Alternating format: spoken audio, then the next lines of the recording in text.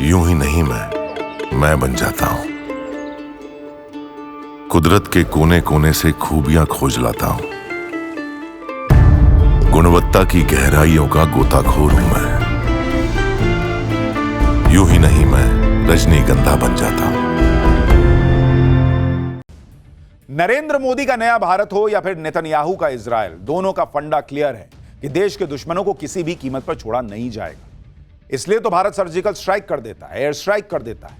उधर इजरायल भी आजकल ऐसे ऐसे ऑपरेशन कर रहा है कि जिसे देखकर दुनिया दंग रह जाती है। चाहे लेबनान में पेजर ब्लास्ट हो और हिजबुल्लाह के आतंकियों को निपटा देना हो, या फिर हिजबुल्लाह के नसरल्लाह को ठोक देना हो, या फिर लेटेस्ट में हमास के चीफ को निपटा देने का मामला हो। इजरायल भी किसी को बख्श नहीं रहा।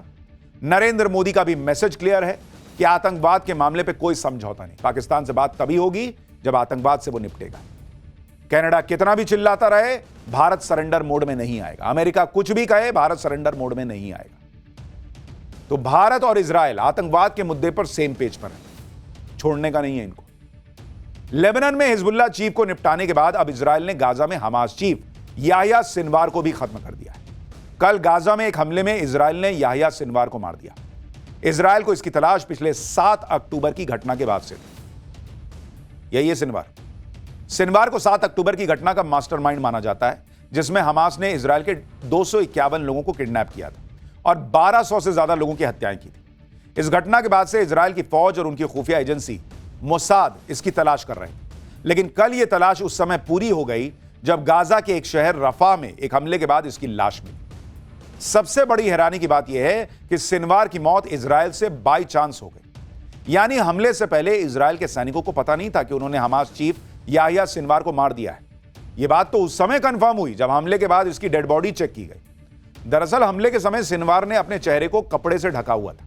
इसके बारे में आगे बताऊंगा, लेकिन उससे पहले सिनवार का आखिरी वीडियो देखिए। इस बिल्डिंग पर हमला करने के बाद इजरायल के सैनिकों ने बिल्डिंग के अंदर एक ड्रोन भेजा।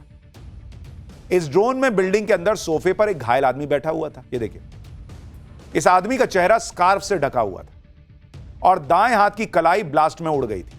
देख रहे हैं, हाथ उड़ा हुआ है। जब यह ड्रोन इसके करीब पहुंचा तो इसने अपने बाएं हाथ से एक छड़ी जैसी चीज को ड्रोन की तरफ फेंका, लेकिन ड्रोन बच गया। इसके बाद इस बिल्डिंग पर दोबारा हमला किया गया, जिसमें याह्या सिनवार मारा गया। अब यह भी समझिए कि इजरायल की सेना ने कैसे इस पूरे मिशन को अंजाम दिया, जबकि उन्हें पता ही नहीं था कि उन्होंने अपने सबसे बड़े दुश्मन सिनवार को मार दिया है। दरअसल 16 अक्टूबर को गाजा का शहर रफा में इजरायल के सैनिक पेट्रोलिंग कर रहे थे।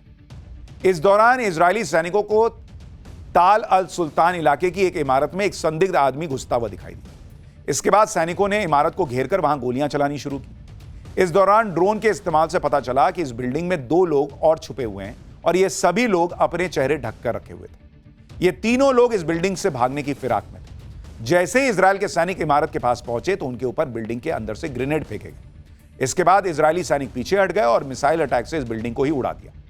इस धमाके के बाद बिल्डिंग के अंदर ड्रोन भेजा गया, जिसमें सोफे पर बैठा हुआ आदमी दिखाई दिया।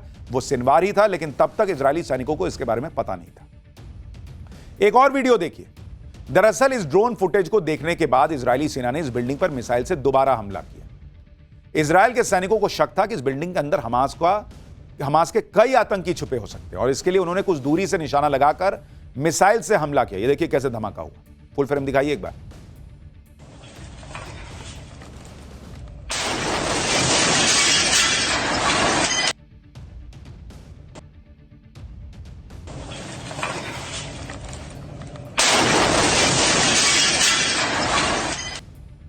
इस हमले के बाद पूरी बिल्डिंग खंडहर में तब्दील हो गई। इस हमले के बाद ही इजरायल के सैनिक अंदर घुसे, जहां सिनवार की डेड बॉडी पड़ी हुई मिली।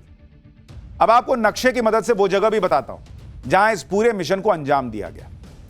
इजरायल के मैप के बगल में गाजा पट्टी का इलाका है। जरा यहां दिखाइए दर्शकों को कि कहां पर यह घटना घटी है। आपको थोड़ा यह भी समझ में आना चाहिए। तो जो इजरायल का मैप है उसके बगल में अगर आप देखेंगे, यहां पर आप देखिए गाजा पट्टी का इलाका है। इसके दक्षिण में रफा नाम का शहर है। ये जो आप देख रहे हैं, यहां पर जो धमाका देख रहे हैं, ये रफा है। इसकी एक बिल्डिंग में सिनवार को मारा गया है। तो यहां गाजा पट्टी और यहां आप देख रहे हैं रफा, जहां पर इस घटना को अंजाम दिया गया है। सिनवार पर आखिरी हमले के बाद इजरायल के सैनिक जब इस इमारत में घुसे और डेड बॉडी के चेहरे से कपड़ा हटाया तो किसी को यकीन ही नहीं हुआ कि हमास के चीफ याह्या सिनवार की डेड बॉडी थी। इसकी दूसरी वजह यह भी थी कि इसी साल 23 सितंबर को भी इजरायली सेना ने सिनवार को मारने का दावा किया था। हालांकि इसके कुछ दिन बाद सिनवार के जिंदा होने की खबर मिली। यही वजह है कि कल इजराइल ने सिनवार की मौत को कंफर्म नहीं किया था। इसके लिए इजराइल के सैनिकों ने पहले डेड बॉडी को सिनवार की तस्वीर के चेहरे को मिलाने की कोशिश की। इसमें भी खास तौर पर सिनवार के दांत मिलाए गए, एक एक दांत की बनावट चेक की गई। इन दोनों तस्वीरों में सिनवार के दांतों की बनावट एक जैसी निकली। इसके बाद डेड बॉडी के हाथ में पहनी हुई घड़ी और सिनवार की पुरानी तस्वीरों में पहनी हुई घड़ियों को मिलाया गया। दरअसल सिनवार को घड़ी पहनने का बहुत शौक था। इससे यह भरोसा हो गया कि सिनवार ही है। इसके बाद पूरी तरह से कंफर्म करने के लिए इजराइल के सैनिकों ने डेड बॉडी की उंगलियां काटकर फिंगरप्रिंट और डीएनए टेस्ट के लिए इजराइल भेजा, ताकि पूरी तरह पक्का हो जाए कि इस बार सिनवार ही मरा है। बाद में इजराइल ने भी कंफर्म कर दिया कि हां, सिनवार गया। इसके बाद यह खबर पूरी दुनिया को बताई। सिनवार की मौत के बाद पूरे इजराइल में खुशी और जश्न का माहौल है। इजराइल के लोग एक दूसरे को मिठाई खिला रहे हैं, हाथों में इजराइल के झंडे लेकर यहां के लोग सड़कों पर डांस कर रहे हैं। इजराइल के लोग पिछले एक साल से सिनवार की मौत का इंतजार कर रहे थे। पिछले साल 7 अक्टूबर को हमास के हमले में इजराइल के 1200 से ज्यादा लोग मारे गए। इस हमले से पूरे इजराइल में दुख और मातम का माहौल था। लेकिन जैसे ही लोगों को पता चला कि सिनवार भी मारा गया तो लोगों ने पार्टी करना शुरू कर दी। सिनवार की मौत से इजराइल के प्रधानमंत्री नेतन्याहू भी बहुत खुश हैं। वो इसे इजराइल की बहुत बड़ी जीत मान रहे हैं, लेकिन अपने सैनिक अधिकारियों के साथ सेलिब्रेट कर रहे हैं। इसमें नेतन्याहू एक ड्रिंक का सिप लेकर उसे अपने साथियों के साथ शेयर कर रहे हैं। इसके बाद बाकी अधिकारी भी इसे पीकर आगे शेयर कर रहे हैं। बाद में नेतन्याहू ने इजराइल के लोगों के साथ इस खुशखबरी को शेयर भी किया। सुनिए नेतन्याहू किस तरह अपनी खुशी का इजहार कर रहे हैं। इसके बाद अमेरिका और ब्रिटेन ने सिनवार की मौत पर क्या रिएक्शन दिया है वो भी बताऊंगा। Today, the mastermind of this day of sheer evil is no more. Yahya Sinwar is dead. He was killed in Rafah by the brave soldiers of the Israel Defense Forces. While this is not the end of the war in Gaza, it's the beginning of the end. To the people of Gaza, I have a simple message. This war can end tomorrow. It can end if Hamas lays down its arms and returns our hostages. आतंकी Sinwar की मौत पर सिर्फ Israel ही खुश नहीं है। इस list में अमेरिका से लेकर ब्रिटेन तक और फ्रांस से लेकर इटली तक सभी इजराइल को बधाई दे रहे हैं। अमेरिका के राष्ट्रपति जो बाइडेन ने कहा है कि आज इजराइल, अमेरिका और पूरी दुनिया के लिए खुशी का दिन है, क्योंकि सिनवार 30 से ज्यादा देशों में हजारों नागरिकों की मौत का जिम्मेदार था। फ्रांस के राष्ट्रपति इमैनुअल मैक्रों ने कहा कि सिनवार 7 अक्टूबर के हमले का मास्टरमाइंड था।